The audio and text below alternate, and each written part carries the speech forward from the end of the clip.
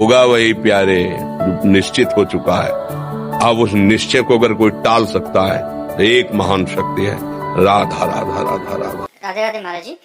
महाराज जी, क्या जैसे भूत प्रेत इंसान के शरीर में प्रवेश करते हैं, वैसे भगवान भी साधु संतों के शरीर में प्रवेश करते हैं?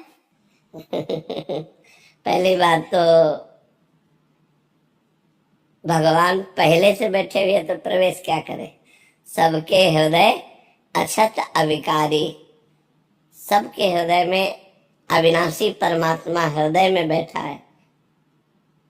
वेद कहता है शास्त्र शीर्षा पुरुषा सहस्राक्षा शास्त्रपाद सभूमि ग्वंग सर्वतस्पत्वात्यतिष्ठत दशांगुलम, 10 अंगुल नाभि से नापो, ऐसे तो ये देश आता, इसे हृदय देश कहते हैं। भगवान सबके हृदय में अव्यक्त रूप से विराजमान है। अव्यक्त रूप मतलब आपको दिखाई नहीं दे रहे, महसूस नहीं हो रहे, लेकिन सब कुछ उन्हीं से चल रहा है। तो वो प्रवेश क्या करेंगे, वो तो सबके हृदय में बैठे हैं। हाँ, अब समझना है। जैसे जितना भजन हमारा हुआ उतने भगवान का पावर प्रकाशित होता है। जैसे एक पापी आदमी है तो भगवान का पावर एकदम गुप्त है।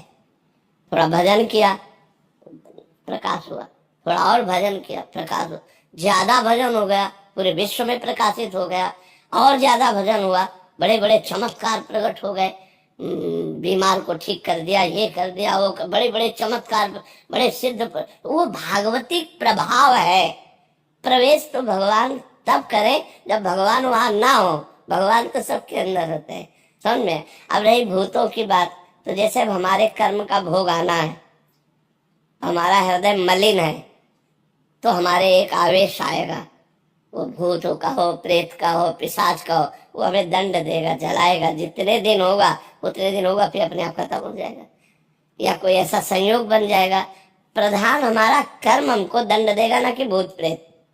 अगर हमारा कर्म नहीं है दंड भोगने का तो इस स्मशान से गुजर जाओ, कहीं कोई तुम्हें नहीं लगे। अगर कर्म है तो घर बैठे तुम्हारे दिमाग खराब हो जाएगा, घर बैठे तुम में प्रेत का आवेश हो जाएगा। पर भगवान का ऐसा नहीं, क्योंकि भगवान सबके हृदय में पहले से विराजमान है। कहो सो कहाँ जहाँ प्रभु ना है, कहो भाई कोई ऐसी जगह जहाँ प्रभु ना हो, वो तो सब जगह विराजमान। राधे राधे महाराज जी।